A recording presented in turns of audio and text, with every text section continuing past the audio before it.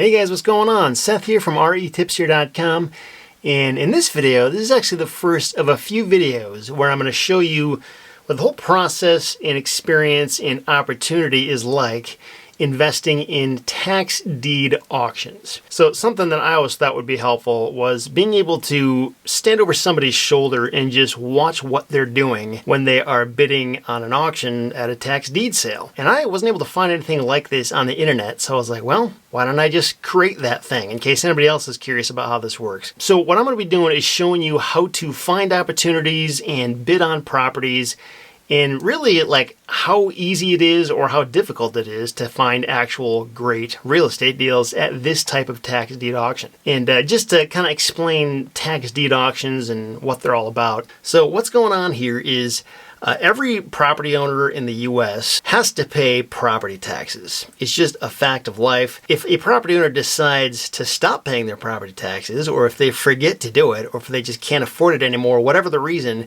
if they stop paying their property taxes, eventually, after a certain designated period of time, in some states it might be 1 year, in other states it might be 2 years, some states it might be 5 years, but at some point the county is going to step in and seize that property from the property owner in tax foreclosure, and then later on that year they will auction off the tax deeds to other investors who want to bid on them. And really the county's primary concern in doing this is to simply recoup their lost tax revenue. They don't necessarily care about selling these properties at full market value, and that's kind of where the opportunity potentially lives at these kind of tax auctions, because most of the time these auctions are going to start with a minimum bid amount, and in most cases that minimum bid amount is far, far, far below the property's actual market value. Granted, there's usually a lot of competition at these auctions, and usually the property gets bid higher and higher and higher, and in some cases the property will sell for even more than what the property is worth. But if you happen to zero in on a property that doesn't have a ton of competition, or that other people aren't interested in, or you just happen to know that it's worth a lot more than everybody else thinks it is, that's where you can sometimes find opportunities here. And I think that whole issue of competition is really the biggest drawback, because while it's true, if you could actually get these properties at the minimum bid amount, or even a little bit higher than that, they would be amazing deals. But a lot of the time, you won't, because of the competition. But in any event, I just want to show you, in case you're ever interested in doing this, or if you want to attend a tax deed auction in your state, I want to explain how these work, how the process works in the state of Michigan, and what the website looks like, just what the format is. And obviously Michigan is its own unique state, and there's a lot of attributes about Michigan that are not going to apply everywhere, but I think it is going to have a lot of overlap and a lot of similarities and parallels to other tax deed states. So as long as you're looking in a tax deed state, I think there's going to be a lot of takeaways that you can grab from this. And not every state in the U.S. is a tax deed state. A little less than half of them work this way, and there's another big chunk of states, a little less than the other half of them, are tax lien states. And that's a very different process. That's not what we're going to be talking about here. And actually, if you're curious about whatever state you want to invest in, I've got a map over at REtipster.com that shows all 50 states and whether each state is a tax deed state or a tax lien state or some strange combination of the two, because there's a handful of states that don't really fit into either bucket because they kind of overlap a little bit. So anyway, feel free to check that out. I'll link to that beneath this video if you're interested in that. And in the state of Michigan currently, all of these auctions are happening online. This is actually the first year it's ever been like this because of the whole COVID-19 pandemic. Prior to this year, a lot of these counties you had to show up in person in order to bid, but now that everything is being forced online, you can bid on all of these auctions in any county in the state from one website, and that website is tax-sale.info. Obviously, if you're doing this in some other state, this is not going to be the website you want to go to, but I'm just going to show you how it works on this website. So let's dive in, and I'll give you a tour of how this all works. Just to bring you up to speed on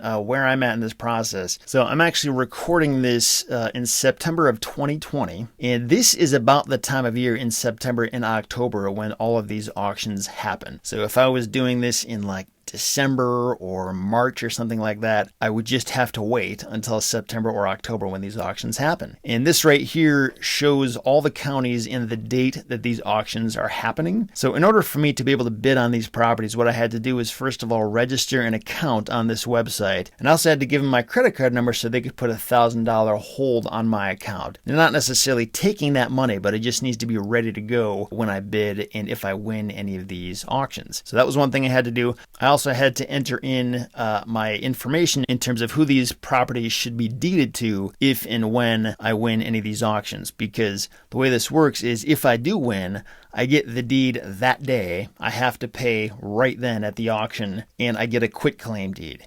And this actually explains it here in the FAQ section. And the reason I'm showing you this, again, this is just Michigan, so this is not the rules everywhere, but many of these rules and procedures are going to be very, very similar in other states as well. So that's why it's worth understanding how Michigan works, because they follow a pretty similar process to all the other tax deed states out there. But one interesting thing about tax deed auctions is when you do get the deed, essentially what you're getting is a quitclaim deed. However, at the same time, a tax deed sale is supposed to extinguish all other previous owners or liens on record. So in a way, it actually clears title for the most part, but still you're getting a quitclaim deed because they're not guaranteeing they're all extinguished. And so this usually ends up creating a title issue and something that you have to get cleared at some point in the future if anybody wants to get title insurance. And usually what that means is going through a quiet title action. I've got a separate video explaining what that is and how that works. And it's kind of a hassle, and it usually takes some time and some money to make that happen. However, it can still be worth it if you get a good enough deal and or if your future buyer doesn't care about this title issue. So it doesn't necessarily like ruin anything. It's just a wrinkle that you have to figure out how to overcome and maneuver through if you end up winning any of these auctions and buying any of these properties. So with that all out of the way, what I'm going to do now is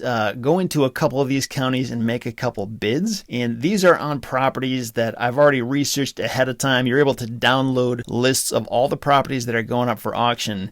You can actually research these things ahead of time and figure out, yes, like I do want to go after this one, I don't want to go after that one. And once you understand what you're doing and you know which properties you want to pursue, you can go right in here and either bid ahead of time before the auction, or you can bid during the actual auction and watch the price go up in real time. So what I've done here is I've had an assistant go through a lot of these counties, the ones that I want to pursue properties in, and do just some very basic research. In this case, I'm going specifically after vacant land properties. If I was going after houses, there's different things I would research for that. But for vacant land, really what I want to know about is the size, whether it's got road access, any special features or problems with the property, and just kind of get a high level idea for, is this one that is likely to be a good deal and a useful property for somebody, or no, is it a totally useless property? Because a lot of times the properties that do end up going to tax auction do have some kind of problem with them, and that's why people have let them go to tax foreclosure in the first place. So we want to understand which properties actually have some good value and will actually serve whatever purpose we might have in mind. So I'm going to go over here to the different lists that we have scrubbed,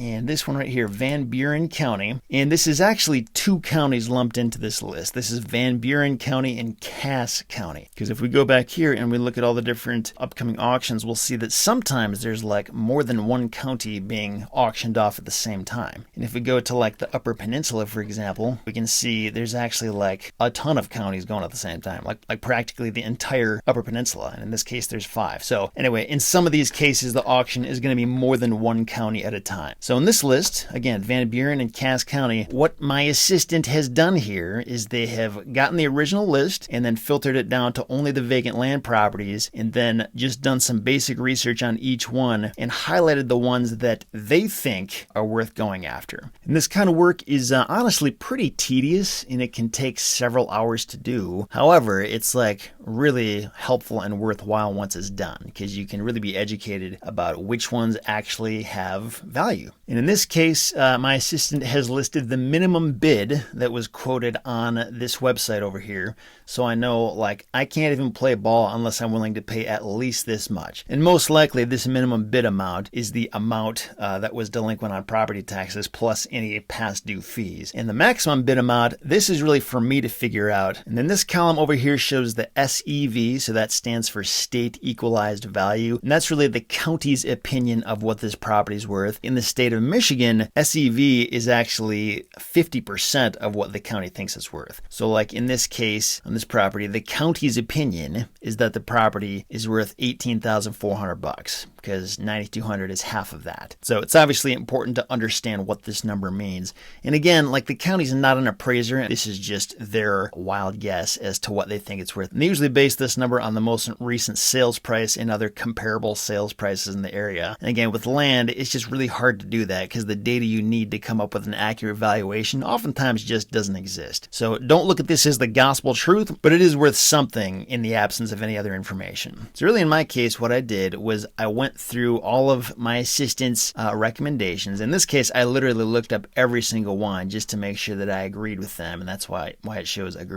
And the notes here just explain like why my assistant came to this conclusion, why they thought it was not worth making a bid on it. A lot of times these are just like kind of junk properties or there's not enough information to know what the value actually is. But these ones that are green are ones that like we're pretty confident they have value that is far in excess of this minimum bid amount. So at the very least, it's worth making this minimum bid. And the maximum bid column is really up to me to decide, do I want to go any higher than this? And if so, how high should I go? How high is too high? And in order to do that, you really have to look at each property individually and understand how much excessive value there is likely to be on that specific property. And that's where there's a little bit of guesswork involved, but that's what makes this fun, right? So in this case, I'm going to click open this link. My assistant was kind enough to put some Google Map URLs here so I can see exactly where the property is. And even more helpful would be something like DataTree. And I'm also going to pull that up because then I can see the actual parcel lines of where this property is and a lot of other relevant information. So I'm going to quick pull DataTree up and we'll look up this property. And this particular property is in Cass County. So we'll start by looking up that. And there is the parcel. So just right off the bat, I can see that there is some kind of road access that's leading to it. It's right next to a highway. So potentially, if it's zoned commercial or if I can change the zoning, it could possibly hold a billboard, maybe. No guarantee of that, but it's one potential use. It looks like according to DataTree, it's currently zoned residential. So the zoning would have to be changed if I ever wanted to pursue that. But on the same coin, if it's residential, you could put a dwelling there as well, potentially. And just looking at the size, 1.4 acres, that's a pretty good size. You can do a lot with that. And yeah, I think there's definitely a value here. I would think something like this, knowing what I know of Michigan and how properties move and what people generally value these types of properties at, if I wanted this to be a slam dunk, where like absolutely I'll be able to sell this relatively quick, it won't be hard to find a buyer, I would probably guess the total market value is like $10,000, and that's a very conservative estimate. It may very well be worth $18,000 like the county thinks it is here, but usually the county likes to err on the side of overvaluing property. So I'm going to just take the super conservative approach and assume that $10,000 is what this thing will actually sell for if I want to get it sold within like a month or two. And then assuming that's the market value, 20 to 30% of that would be $2,000 or $3,000. So if we go back here, we can see that the minimum bid is $2,200. So, I think that's worth it personally. And then the maximum bid on this, I probably wouldn't go higher than $3,000. And again, keep in mind, many of these properties, especially the ones that are higher in value, the kinds that people will actually want to have clear title to, are going to need a quiet title action. And in a lot of states, kind of a standard cost to do that is about $2,000. It can be higher than that, but usually as just a baseline assumption, I would say it's going to cost another couple $1,000 to do this. So just based on that, that would mean my total investment into this thing would be somewhere around the $5,000 range. And if my future buyer either doesn't care about the title issue or they're willing to go through that quiet title action process themselves, then I could just save that money, obviously. But to be safe, it's usually pretty conservative to just assume that somebody's going to have to pay that, either me or that future buyer, and factor that into the overall cost. So anyway, on this particular one, I'm comfortable going up to $3,000. And let's see, going on to this next one down here, and this one is in Van Buren County. So this one is a nice big parcel, and I can see it does have road access right there. Looks like it's some kind of a back road to it. If we order up the property detail report, so in this case I can see that the county thinks this thing is worth $67,800, and it is 81 acres. That's huge. That's like a really nice sized property for this area. Now granted, I have not done like the wetlands investigation on this, so like there could be wetlands in here. I don't really know. But even if there are issues with wetlands or flood zones or soil that won't pass a perk test or anything like that, that's still a huge parcel of land. There's lots of other things you could potentially do that, including like hunting or camping, or chances are you can probably find some spot on that property that would be buildable just because it's so huge. And again, it's not a guarantee until you actually do the investigation, but this is a tax deed auction, and I don't want to spend a bunch of money and time investigating something that I may not win. Anyway, in this case, $8,500, absolutely. I think it's totally worth that minimum bid amount, and the maximum bid, I mean, for something like this, I mean, I'd probably be willing to go up to like $20,000 if I was really confident in the usability of this property and what can be done with it. However, I haven't done a lot of that research, so I'm kind of in the dark. So in this case, I mean, if I was only interested in this one area and I wasn't attending any other tax deed auctions like this, then I probably would spend the time to do that just to know for certain how high I was willing to go. But of all the different properties on this list, I imagine this one's probably going to be one of the more competitive ones just because it's like a really nice property and it's huge. So I'm almost just assuming I'm not going to get it. However, in terms of the highest bid amount I'm willing to go, I'll probably go up to like $15,000 on this one. Now, if we want to check out the next one here, see what this one has to offer. So this one right here looks like a pretty decent property. We'll pull up the property detail report. So this one is 1.8 acres. The county thinks it's worth $32,200. Seems a little high to me, but I don't know, maybe they're right. And the minimum bid for this one is $2,300. I'm pretty confident that is like way undervalued. Like that is really cheap for what this appears to be. So I'm gonna say I will go up to $5,000 on this one. And then we'll check out one more over here just to kind of give you a little bit more of a look at what I'm doing and how I'm making these decisions here. And as you can see, like I'm not doing tons of extensive research on this, which usually I would do if I was sending out an offer to a private homeowner and I knew that like I'm the only person who is negotiating with this seller. Like there's nobody else, I'm probably going to get it. But in the case of an auction where there's just so many more people involved and a much lower likelihood that I'm going to get these deals, that's why I'm not going nuts with my due diligence at this point. Instead, I'm just keeping my offers really low so that if I happen to win any of these, I know for a fact it's a slam dunk home run deal. And this one right here, this is 2.5 acres. That's a really good size. So this doesn't tell me the assessed or SEV or market value in DataTree. Not sure why it's missing there, but we do have that information over here. The county thinks it's worth $18,200 based on this SEV here, and the minimum bid amount is $1,800. And I think that would be an amazing deal to get it at that cheap. So I will definitely put in the minimum bid amount. And as for the maximum bid, let's see, for something like this, I would probably go up to like maybe $3,000.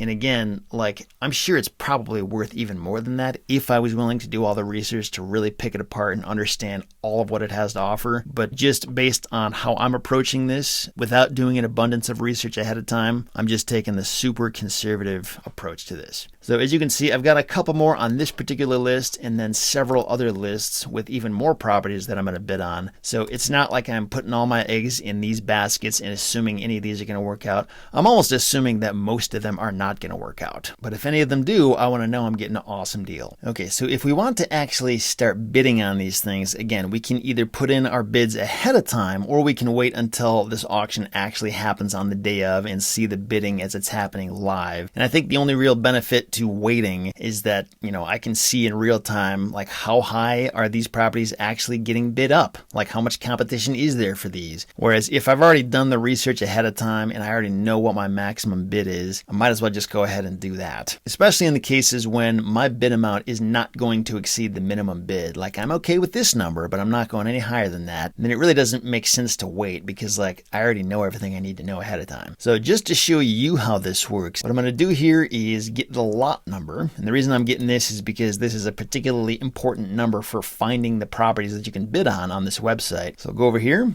and down here, I'm going to just type in that lot number. And this is in Cass County. And we'll do a search to try to find it. And there it is. That's the first property we looked at. So I'll go ahead and click on this pin. So once I click on that push pin, I can click more info. It'll bring up this new page, which shows a lot of property details. I can see somebody actually took pictures of the property itself. And it looks like this is the view of it from the highway. And one thing about properties on a highway like this is that in a lot of cases, you can't actually get to the property from the highway. Like you can't just pave a driveway through that. You'd have to go around the back, which in this case you can, because there does appear to be road access back there, as we can see right there. So anyway, if I want to see more information about this, I can. Looks like somebody actually wrote out on a nice little description and some comments on it. It's not a ton of information, but it's something. It's worth looking at before you actually put the bid in there. And right off the bat, one thing I'm noticing that's a deviation from what I saw in DataTree. Looks like in DataTree it's saying that it's 1.4 acres, and over here on the website it's telling me that it is 0.85 acres, which is actually a huge difference. It's like half of what DataTree was telling me. So I think I actually want to verify the size of this before I go any further, because that could have a major impact on what the value actually is. So I'm going to set this one aside and look into this a little bit more before I bid on this one. If we go down to the next one on the list here, so this is the really nice one, that one that was about 80 acres, and this is lot 9843, and this one is in Van Buren County. So Van Buren was 9843. And there it is. And we can click on this and click on more info. There we see the parcel map again. Let's see what this says. So, all right, 80 acres. So that lines up. At least there's not that deviation anymore. Read the full description. And this confirms that there is road access, dirt, gravel, public road. So that's great. And there is power at the road. Helpful basic details to know. Says it would make for great hunting land, heavily wooded. Awesome. As I read this here, it's telling me that, you may place, edit, or delete advanced bids up until the auction start time. After this time, active bidding will commence. And during active bidding, you can place new bids or increase your bid, but cannot delete or reduce bids. So given that, I can't go back from here, I'm going to just start at the $8,500 amount, but, I'm still very confident this thing is worth more than that. So probably what I'll do is be sure to check back in here when the actual auction begins on Tuesday the 15th at 10 a.m. and just be ready to make this bid go higher if other people start bidding on this, and I'm pretty sure they will. But anyway, at least for now, I'm going to put this minimum bid amount in there, just so at a bare minimum, that much is ready to go. All right, so that one's all set. Now we'll go to the next one here on the list. So this one is lot 9845 in Van Buren. I think I'm going to start with the minimum bid on this one as well. All right, so in this case, I'm going to take a quick look at this just to see the property. Looks like it's on a dirt road. Looks like I'm seeing a fence in there. I'm not sure if that's like ruins from an old building or what that is, but not seeing any huge problems. Looks like a picnic table maybe. It's actually really nice that we have these pictures here. I wasn't even expecting this until I got here. So I don't know if this is normal for every auction platform to include this much information. I mean, just as a general practice, I'd plan on not having this stuff available and just doing your own research on the back end. But if the information is here, it's pretty nice to have. So yeah, I'll just go ahead and submit the minimum bid amount here as well, and we'll be ready to go with that one. And then we'll go back here to the next one on the list. This one was lot 9849. And actually one thing I'm noticing just looking at this parcel map is this thing right here. It kind of looks like a wavy curved line. The reason I'm noticing that and just a little curious about it is because I don't know if that's a hill or a valley or like a seasonal pond that might affect this property. So what I'm going to do is actually pull up Google Earth to see if I can find any potential elevation or water issues that might affect this thing. So I'm going to quick pull up Google Earth and take a closer look before I bid on this thing. Okay, so there it is. Let's get down here. Move this just a little bit. Okay, so I'm not seeing any big, looks like a slight dip in the elevations, but I'm not seeing any water really except for this right there. Doesn't appear to be a problem. Quick take a look at the historical imagery, see if I can find any water on there in the past. I'm not seeing any like standing water, but yeah. But just based on this other satellite image here, it looks like, a little less than half of the property isn't even in that area. So it's probably not a huge problem. So with that said, just look at these pictures here, see if anything else jumps out. Doesn't seem like it. So I'll go down here and go ahead and place that minimum bid amount.